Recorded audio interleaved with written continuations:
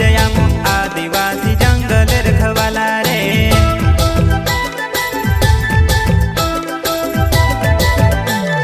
चल जंगल जमीन काज पूजे रे आदिवासी दुनिया ने रखवाला रे।